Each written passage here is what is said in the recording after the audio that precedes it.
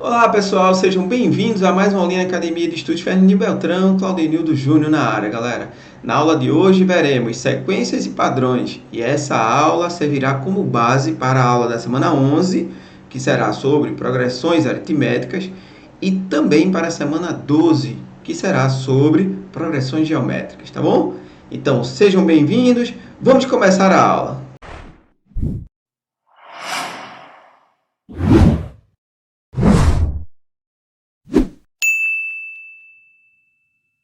Chegamos então na semana 10, vamos dar uma olhada no nosso cronograma. Aula de hoje, sequências numéricas, conceito, tipos e termo geral.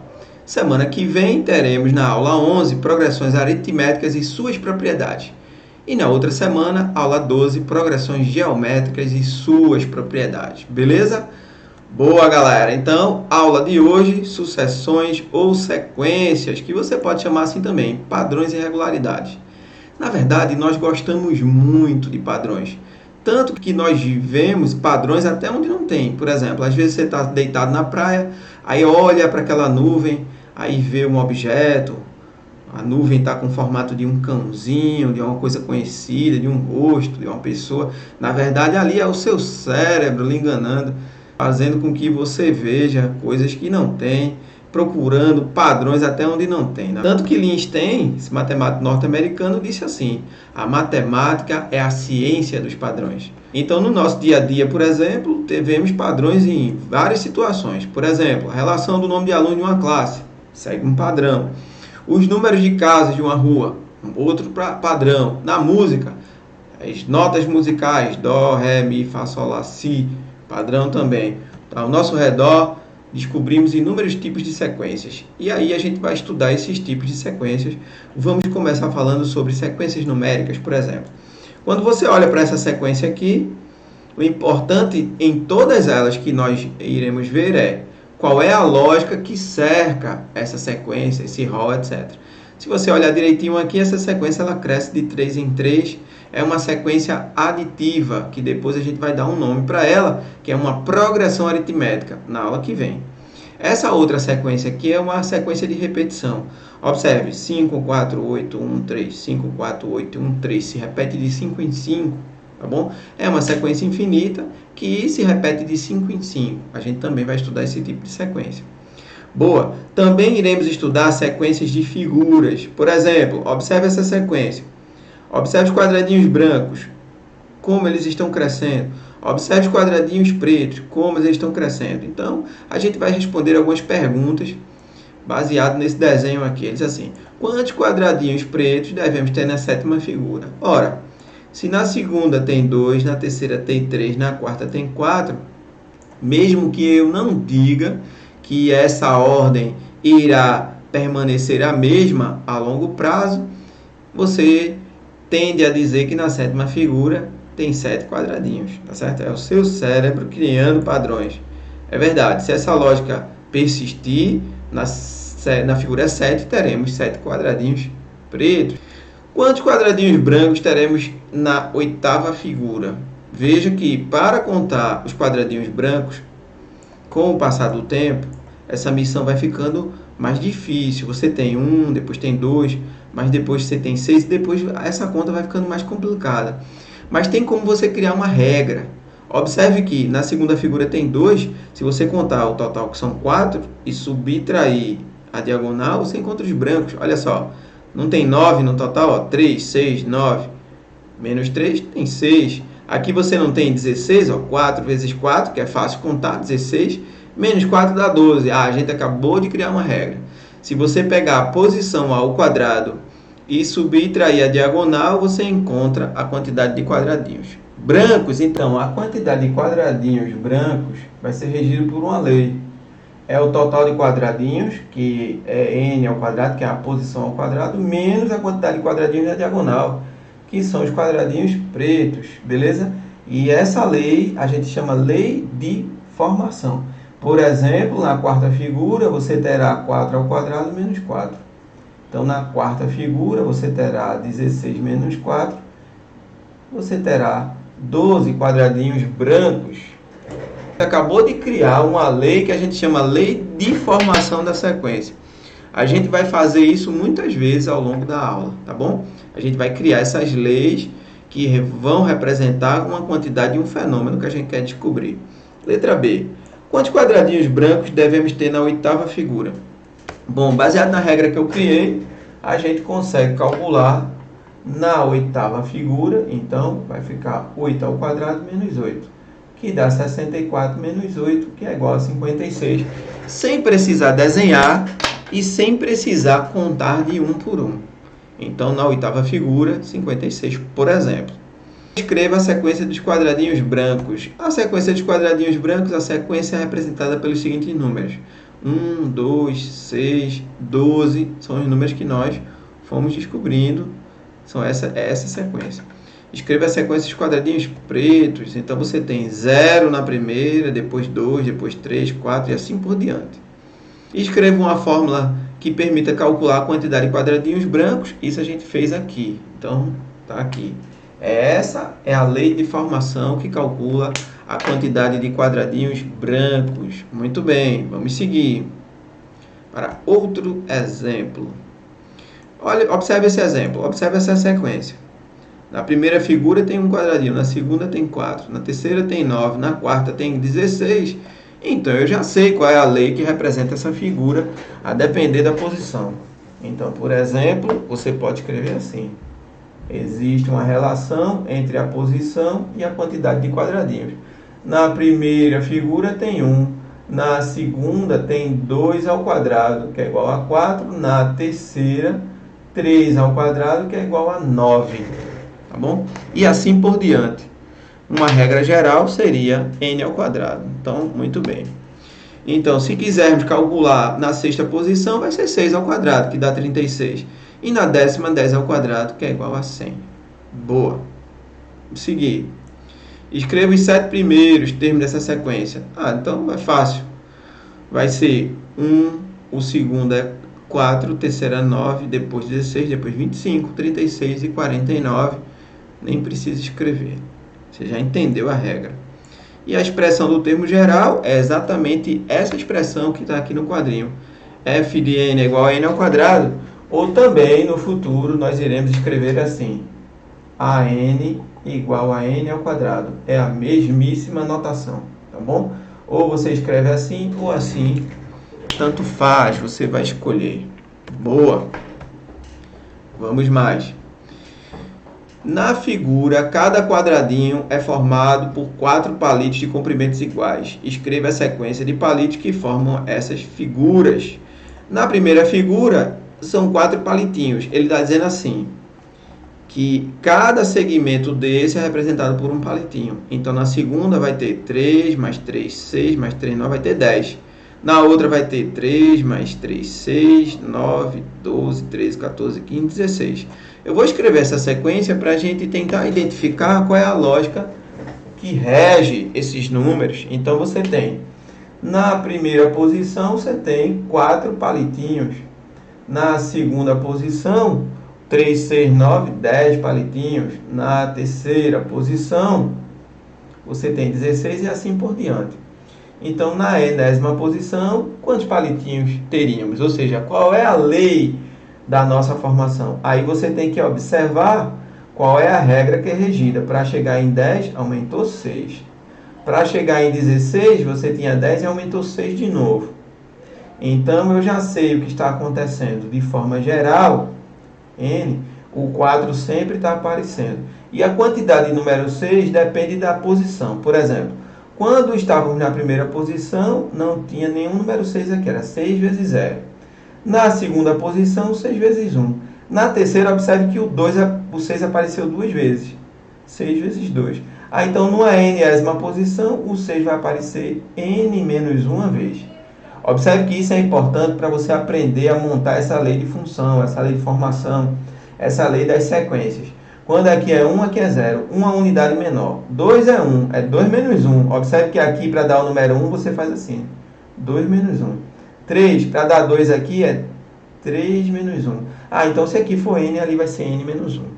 Aí agora, multiplicando, você encontra a lei que rege ou seja, a lei de formação. 6n menos 6, e operando esses elementos, então você tem a regrinha que vale então a n, que vai ser igual a 4 menos 6 dá menos 2, então 6n menos 2, você pode escrever assim, ou você pode escrever assim, fn, que é igual a 6n menos 2, tá bom? Então 6n menos 2 calcula a quantidade de palitinhos em qualquer posição. Então, na quarta posição, vai ficar 6 vezes 4, que dá 24, menos 2, que dá igual a 22, tá bom? Então, aqui tem 22 palitinhos. Não deixa de ser uma regra de contagem que nós estamos fazendo aqui. Se eu quisesse calcular na sexta figura, vou mostrar de novo aqui. Então, já que a lei de função ou a lei de formação da gente é essa, então, por exemplo, na sexta figura, você vai ter 34 palitinhos, porque vai ficar 36 menos 2, ok? Que dá igual a 34. Boa! Vamos seguir. Então, na oitava seria 6 vezes 8 menos 2, e assim por diante. E a lei que representa a nossa sequência, ou a lei de formação, é essa segunda aqui. Então, por exemplo, quantos palitinhos são necessários na posição 78? É só aqui na expressão que você calculou, colocar 78. Então, na verdade, você quer o A78. O cálculo é muito fácil. É 6 vezes 78 menos 2. Vamos ver uma sequência muito importante, principalmente para a aula que vem. Números triangulares. 1, 3, 6, 10, etc. Qual o 10, qual o 6, qual o 10º número triangular? Boa. Aí eu vou colocar aqui no quadrinho. Na primeira figura, ou seja, no meu primeiro elemento, tínhamos uma latinha. No segundo, nós tínhamos 3, que era 1 mais 2. Observe o seguinte, eu quero que você olhe para cá, para você entender o que eu estou fazendo. Na segunda, 1 mais 2. Na terceira, 1 mais 2 mais 3. Na quarta, 1 mais 2 mais 3 mais 4 latinhas. Boa, então eu vou fazer isso sempre. Então, na terceira vai ter 1 mais 2 mais 1 mais 3 latinhas, e assim por diante. Então, na nésima posição vai ter 1 mais 2 mais 3, etc., até o número n. A gente só precisa, então, deduzir como encontrar uma fórmula para encontrar esse termo geral aqui, tá bom? Então, para fazermos isso, eu vou escrever a nossa sequência até o 10, ou seja, o nosso A10. O nosso A10 é 1 mais 2 mais 3, ou seja, a nossa 10ª figura. Teremos mais 8 mais 9 mais 10, tá bom? E é importante que você perceba uma adição que sempre está acontecendo aqui. Por exemplo, 1 mais 10 dá 11. 2 mais 9 também dá 11. 3 mais 8 também dá 11. Observe que quando você pega e soma elementos equidistantes do centro, sempre dá igual a 11. Mas quantos números 11 vão aparecer aqui? Então, a quantidade de número 11 é a quantidade de números pares que você consegue fazer. A quantidade de pares que você consegue fazer. Como você tem 10 elementos, então dá para formar 5 pares, que a soma dá 11. Então, a resposta aqui vai dar 55 para essa soma, sem precisar somar de um por um. Vejam, olha o que eu fiz. Para encontrar esses 10 elementos, eu peguei o primeiro elemento, peguei o último, por exemplo, que sei que dava 11, mas todas essas somas dão 11. Aí eu vou pegar 10 elementos e vou dividir por 2 para somar pares, que a soma dá 11. Então, o que eu fiz aqui foi 11 vezes 5, que dá 55. Eu poderia também ter pegado aqui o número 2, poderia também ter pegado o número 9, que também ia dar certo. 9 mais 2 dá 11, vezes 5, que dá 55. Eu poderia também pegar o número 3 e o número 8, que também dá 11, vezes 5, que dá 55. Porque essas somas sempre dão 11, e são 5 pares que dão 11. Tá bom? Se você quiser generalizar, então você pode fazer assim. A gente vai fazer mais isso na aula que vem. No caso dessa soma triangular, 1 mais 2 mais 3, etc., até o número n, basta você pegar o primeiro e o último elemento. Se você quiser encontrar o nésimo elemento, multiplicar por n e dividir por 2, porque você forma os pares. E aí você teria esse elemento aí, que é uma soma, tá certo? Então você pega o primeiro e o último. O primeiro e o último, vezes n dividido por 2. De forma geral, essa é a lei de formação dessa sequência aí, tá bom? Beleza, na aula que vem eu falarei um pouco mais sobre essa sequência que eu acabei de falar, que vai representar a soma de uma progressão aritmética, mas deixarei para a próxima aula. Vamos olhar essa sequência agora, analisar essa sequência, que é uma sequência de repetição. Por exemplo, essa sequência se repete de 3 em 3. 1, 2, 1, 2, etc. E ele quer o número que representa a 17ª posição. Para a gente generalizar esse caso, eu vou pegar o oitavo elemento dessa sequência, que é o número 1, que dá para ver que é o número 1, e a partir dele eu vou generalizar uma lógica. Então, seguinte, essa sequência se repete de 3 em 3. E aí eu vou parar aqui no oitavo elemento, tá certo? Se eu quisesse descobrir que era o número 1, bastaria fazer o seguinte cálculo. Eu quero saber o oitavo, vou dividir por 3, porque essa sequência se repete de 3 em 3. 3 vezes 2 dá 6, sobram 2 para o número 8. Isso tem um significado. É que se passaram 2 blocos completos, inteiros, e sobraram 2 elementos de 3. 2 elementos na terceira sequência. 1, 2. Então, por isso que você descobre que é o número 1. Se você quiser descobrir o 17º elemento, você divide por 3. 5 vezes 3 dá 15, para 17 dá 2. Então, vão se passar 5 blocos inteiros e vão sobrar 2 elementos para o sexto bloco, ou seja, vai dar o número 1. Então, basta olhar para o resto. Se der resto 1, vai ser o número 1. Se der resto 2, também vai ser o número 1. E se der resto 0, vai ser o número 2. Por exemplo, se quisermos descobrir o nono elemento dessa sequência, basta dividir por 3. 3 vezes 3, 9. Significa dizer que se passarão 3 blocos completos. É verdade. 3, 1, 2, 3. 3 blocos completos. O número 2 é a resposta, por exemplo, dessa situação aqui. Vamos continuar. Então, próxima sequência de repetição. Aí eu coloquei aqui 5 elementos se repetindo. 5, 4, 8, 1, 3, 5, 4, 8, 1, 3. Qual é o elemento que representa a 27ª posição? Então, do mesmo jeito que nós fizemos no problema anterior, você vai pegar aqui o 27, vai dividir por 5. 5 vezes 5 dá 25. Para 27 resta 2. E aí, você vem para cá e conta 1, 2. Então, a resposta vai ser o número 4. Muito bem. Olha alguns exemplos de padrões e sequências aqui que a gente vai analisar. Quadráticos. Aqui, por exemplo, na primeira posição eu tenho o número 1. Observe que 1 ao quadrado é 1. Na segunda posição eu tenho o número 4, que é o segundo elemento. E observe que 2 ao quadrado dá 4. 3 ao quadrado, 4 ao quadrado, 5 ao quadrado. Então, você já entendeu a lógica. O elemento de número 7 aqui vai ser 7 ao quadrado, dá 49. E assim por diante. Essa outra sequência aqui, nós iremos estudá-la um pouco mais na semana que vem. Ela é uma sequência aditiva. É mais 2, mais 2, mais 2, mais 2. Já sei que vai ser 13. Como essa também é uma sequência estacionária, sempre vai dar o número 2, por exemplo, como resultado. Vamos analisar agora sequências de repetição com figuras.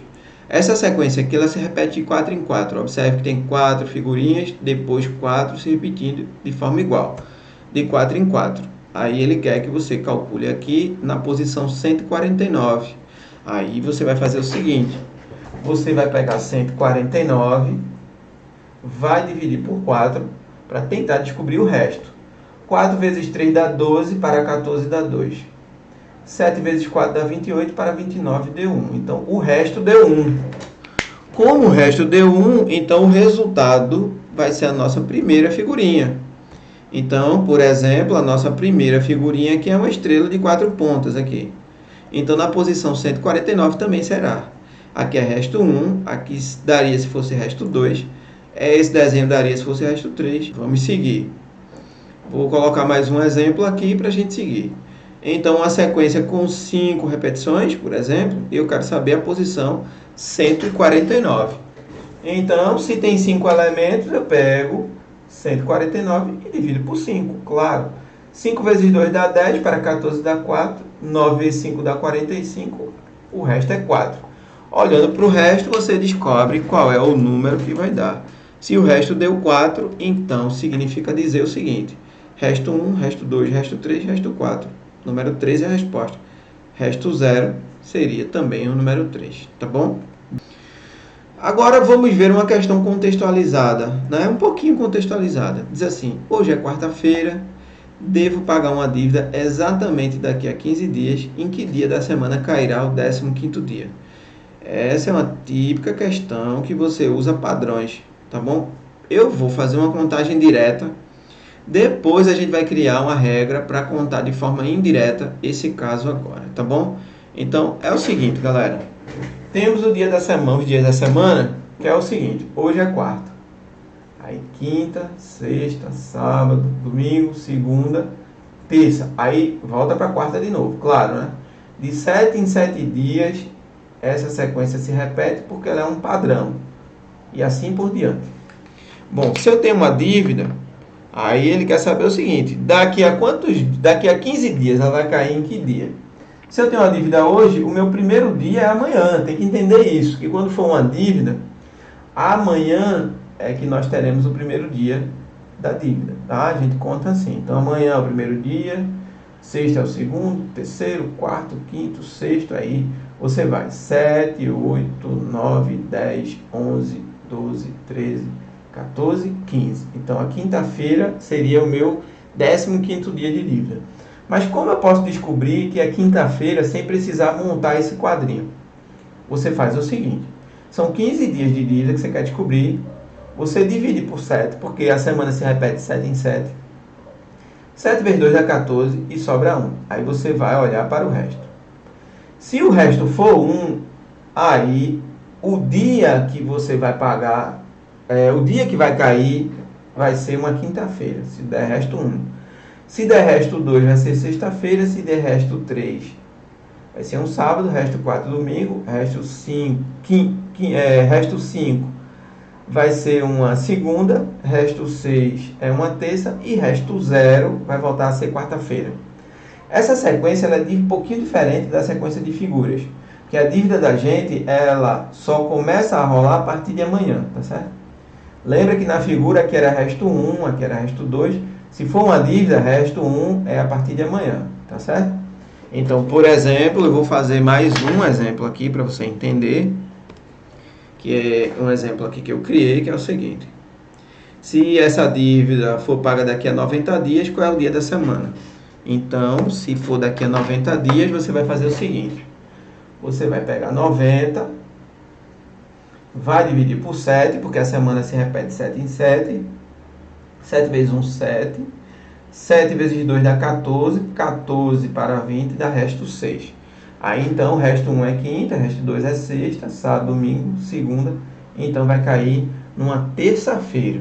A sua dívida daqui a 90 dias cai numa terça-feira, tá bom? Porque o primeiro resto, ele só acontece a partir de amanhã. Tem que tomar muito cuidado com isso.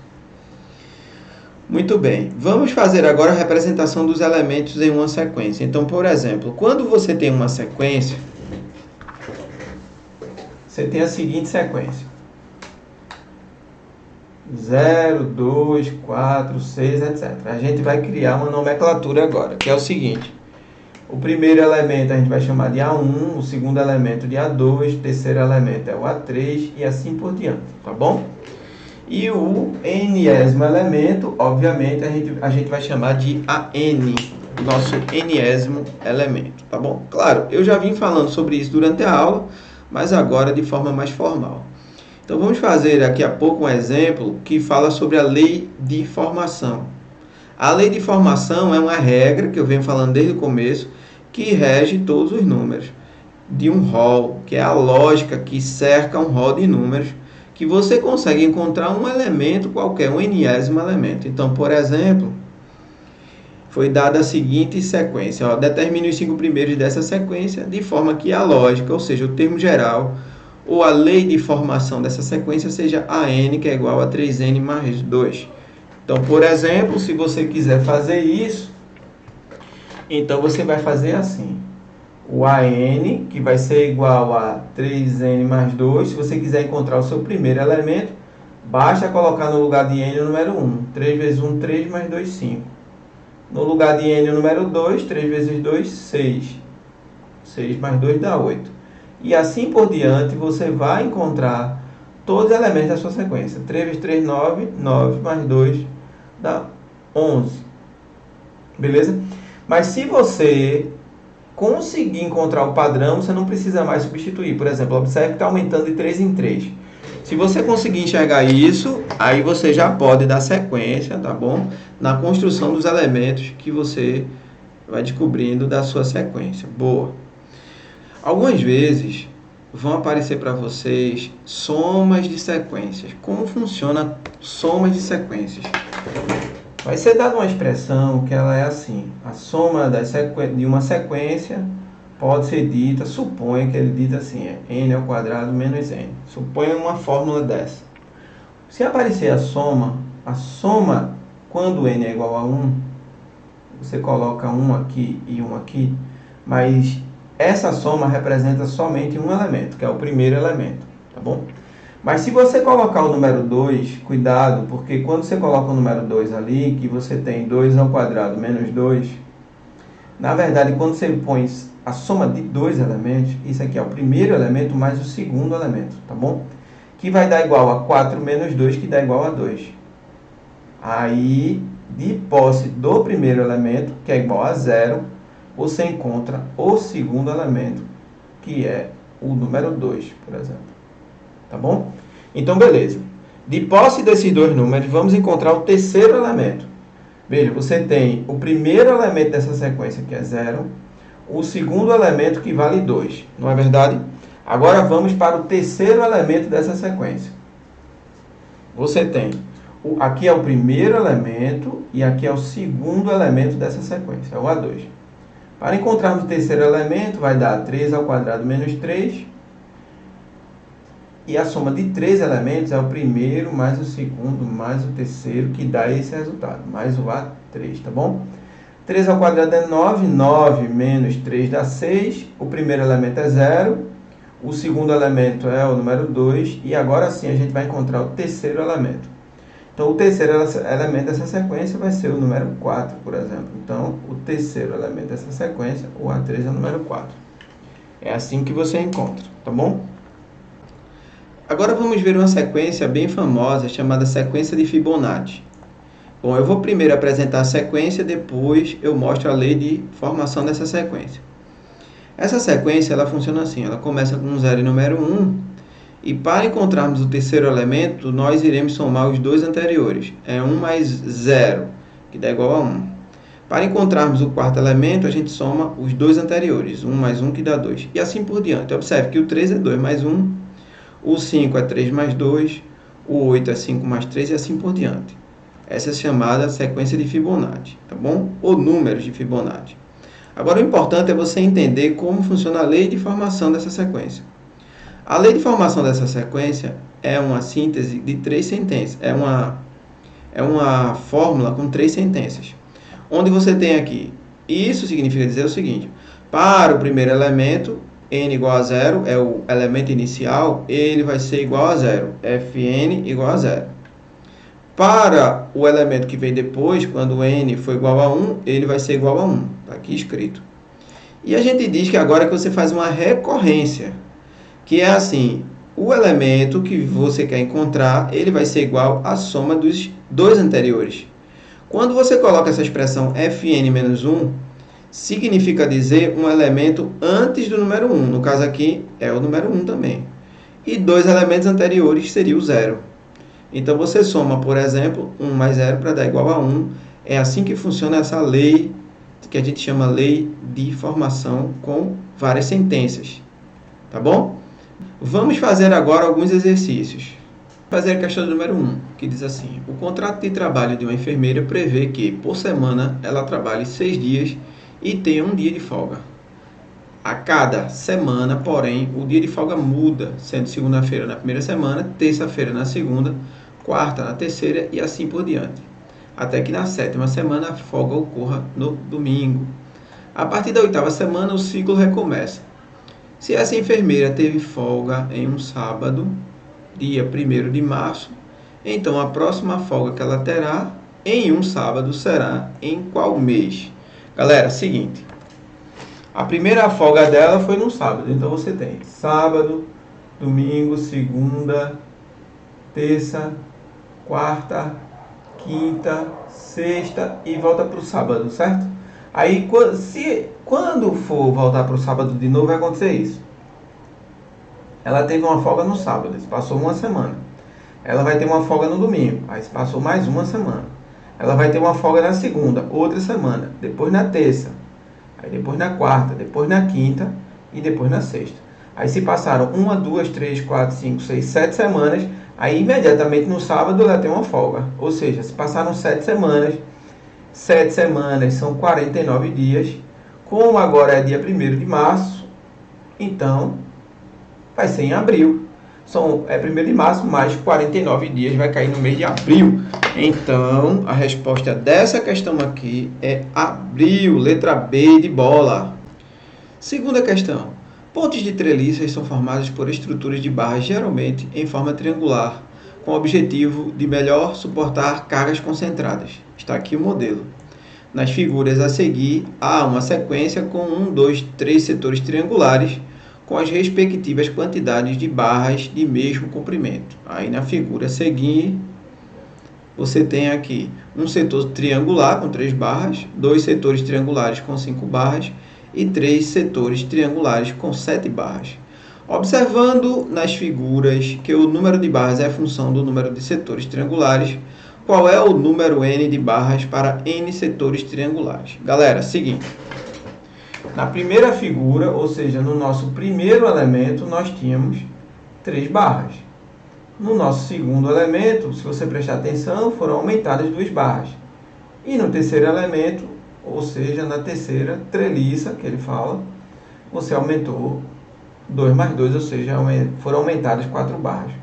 De forma geral, tem como generalizar, você tem que imaginar o seguinte aqui. O número 2 aqui, por exemplo, ele está aparecendo 0 vezes. O número 2 aqui está aparecendo 1 vez. E o número 2 aqui, ele está aparecendo 2 vezes. Tá certo? Observe que é sempre uma unidade menor do que a posição. Quando aqui é 1, aqui é 0. Quando aqui é 2, aqui caiu para 1. Quando aqui é 3, aqui é 2. É sempre assim, ó. É a posição menos 1. Aqui deu 1. Então, é a posição menos 1. E aqui deu 2. É a posição menos 1. A posição menos 1. Então, de forma geral, você vai ter a posição menos 1. Generalizando, o AN, ou termo geral, o enésimo termo, vai ser igual a 3 mais 2n menos 1. Agora, fazendo a multiplicação,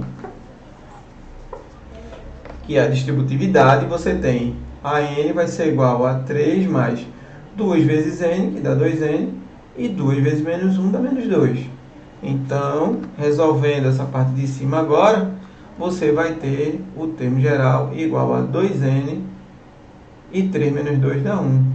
Então, 2n mais 1, claro, para n maior que 1 ou igual a 1, porque é a partir da primeira treliça, tá bom? Então, você tem aqui no probleminha a resposta letra E. Na letra E você tem 2n mais 1 para n maior que 1 ou igual a 1. Questão número 3, então. Diz assim, observe a tabela. Aí você tem A e B, o A 1, 2, 4. Observe que o A está sendo duplicado. E observe que o B está caindo para metade. 1.000 dividido por 2, 500. 500 dividido por 2, 250 e assim por diante. Ele vai explicar isso aqui na próxima parte, no próximo texto. Ele diz assim, suponha que as linhas das colunas A e B prossigam sendo formadas com a mesma lógica usada até então, que é o dobro do elemento anterior para os elementos da coluna A partir do número 1 arbitrariamente escolhido, e a metade do elemento anterior para os elementos da coluna B a partir do número 1000 arbitrariamente escolhido. Sendo assim, o primeiro elemento da coluna A, que é maior que o elemento correspondente da coluna B, na mesma linha, supera esse elemento de B em alguma quantidade entre... Aí você vai vir para cá, como são poucos elementos, a tabela é simples de ser desenrolada, de ser desenvolvida. Porque você tem o A sempre dobrando. Então, o A era 1, aumentou para 2, dobrou, 4, depois 8, 16, 32, etc. 64, etc. Se você quisesse continuar, você ia dobrando, mas não vai precisar. O B era 1000, caiu para 500, que é a metade. depois caiu para 250, depois caiu para 125, depois caiu para 62,5, depois cai para 31,25. E quando ele cai para 31,25, é a primeira vez que o B ele é menor do que o A.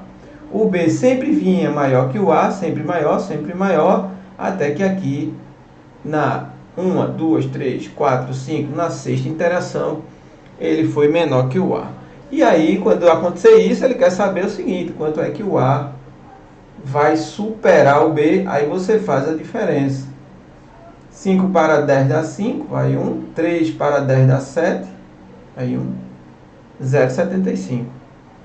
0,75 você pode escrever também como 75 sobre 100, ou simplificando por 25 dá 3 quartos. Você pode escrever assim.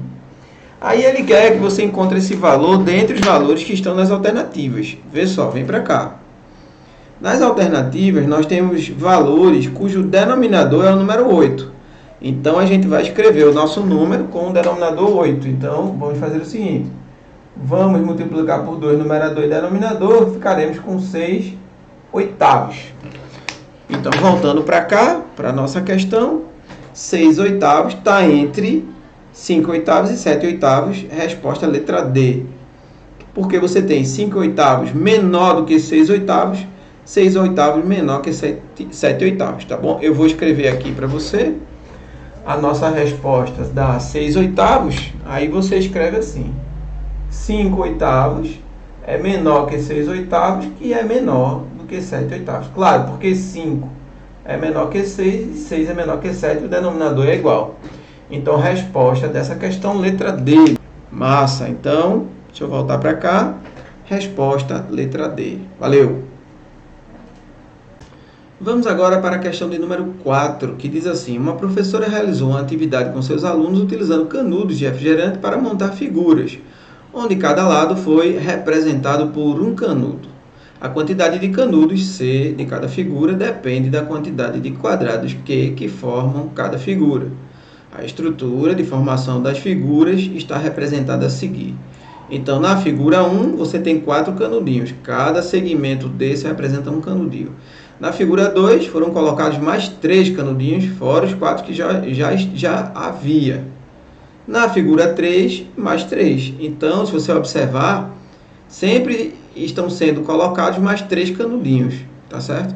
Então, a gente tem como generalizar da seguinte maneira: quando nós tínhamos um quadrado, nós tínhamos apenas 4 canudinhos. Quando apareceu mais um quadrado, ou seja, quando tínhamos 2 quadrados, apareceram mais 3 canudinhos fora os que já havia. Depois, mais 3 do que já havia. Então, de forma geral, a gente tem como generalizar. Como? Aqui sempre vai ser 4 mais e a quantidade de números 3 que pode aparecer. Então, na primeira posição, você pode pensar assim: é 3 vezes 0.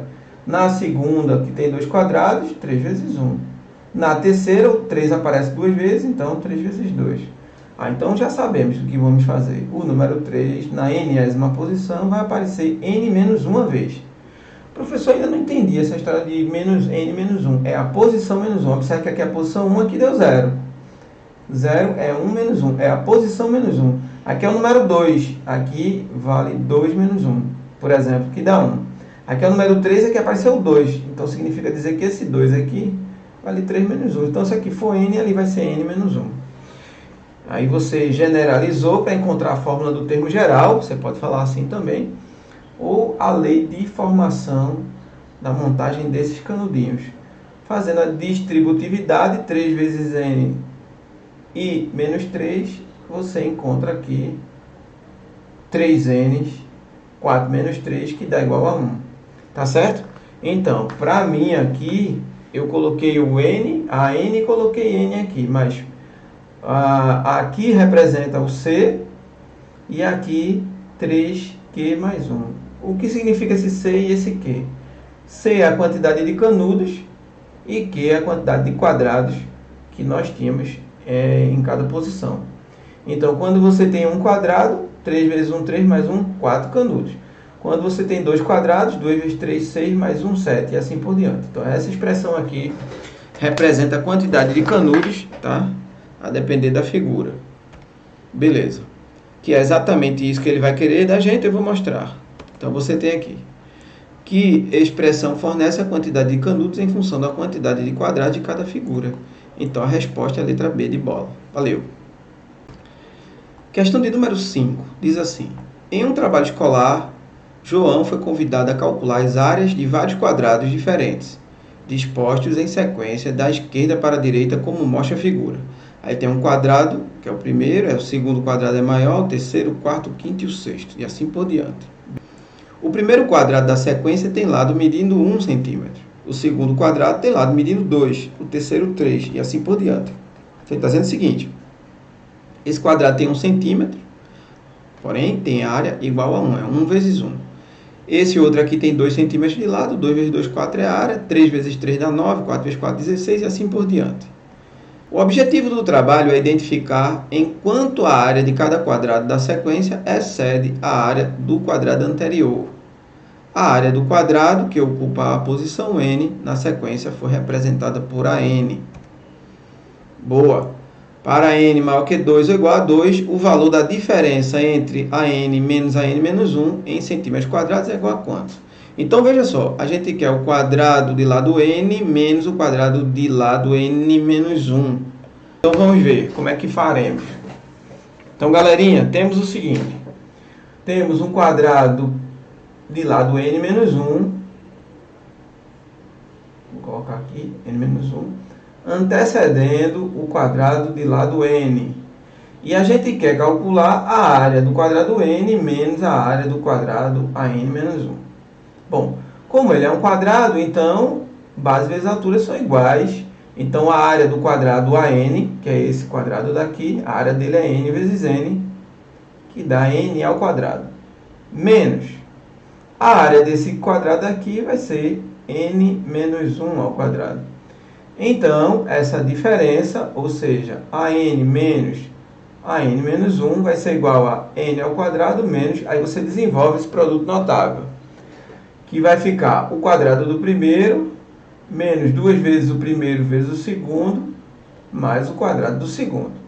Então, a resposta vai ser de AN menos AN menos 1, que é a área do quadrado maior menos o menor, vai ser igual a n ao quadrado menos, aí você, como tem um menos aqui, você vai trocar de sinal todo mundo aqui dentro, então vai ficar menos n ao quadrado, menos vezes menos dá mais 2n e menos 1, tá bom?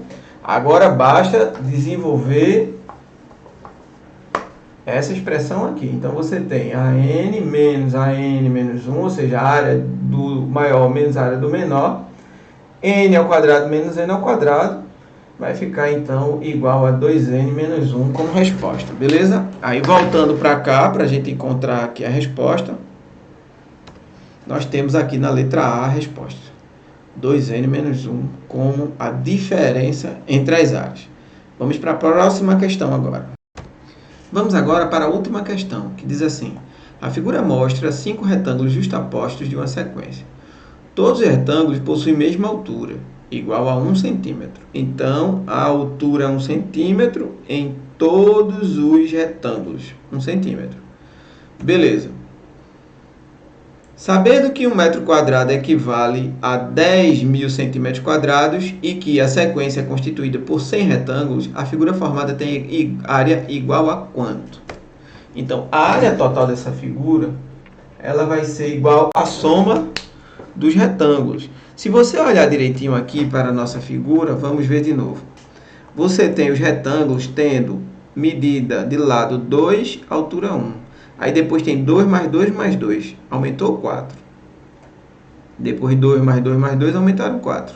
Então, sempre está aumentando 4 centímetros. Sempre aumentando 4 centímetros. Então, você tem a área do primeiro retângulo, 2 vezes 1. A área do segundo retângulo vai aumentar 4 unidades, então vai ser 6 vezes 1. A área do outro retângulo, de novo, vai aumentar 4 unidades na medida do lado, vai ser 10 vezes 1. Aí ele quer que você faça isso até o 100º retângulo, tá bom? Ótimo, então você tem a área total igual a 2 vezes 1 que dá 2, 6 vezes 1 que dá 6, mais 10, etc., até o centésimo retângulo. Tá certo. Aí, mas só que esse centésimo retângulo, precisamos encontrar qual vai ser a área dele. Então, se você prestar atenção, tem como generalizar, porque você começa no número 2 e está aumentando 4 unidades. Assim, vou fazer aqui embaixo. Você tem esse elemento aqui, que é o primeiro, ele é igual ao número 2. O segundo é igual a 6, o terceiro é igual a 10, etc. E aí você está aumentando sempre 4 unidades. Então você tem o 6 como 2 mais 4 e o 10 como sendo 2 mais 4 mais 4. Então, de forma geral, você vai saber que vai ser 2 mais 4 vezes n menos 1. A gente já fez isso em questões anteriores. Então, vai ficar 2, 4 vezes n. Fazendo a distributividade aqui, vai dar menos 4. Então, vai ficar 4n menos 2. Então, esse centésimo elemento aqui, ele vale 4n menos 2. Só que ele é o centésimo elemento, então o n a gente sabe quanto vale. Então, ele vai ser 400 menos 2, ou 398. Então, esse é o valor dele. E a gente também já viu na aula de hoje como calcular essa soma aí. Eu deduzi essa soma como sendo, você quer fazer essa soma, então você vai pegar o primeiro elemento, mais o centésimo elemento, que dá 398, vai multiplicar pelo número de elementos, que são 100 elementos, e vai dividir por 2 para formar os 50 pares. 398 mais 2 dá 400. 100 dividido por 2 dá 50. 5 vezes 4, 20. 1000 centímetros quadrados. Aí ele quer que você converta para metros quadrados, que ele quer a resposta em metros quadrados. Como ele quer em metros quadrados, então basta dividir por 10.000 e aí você converterá para metros quadrados. Simplificando por 10.000, a resposta são 2 metros quadrados. Então, resposta letra D. Olhando para cá, você tem aqui a resposta letra D. Tá bom? Valeu! Um beijo para vocês, até a próxima semana.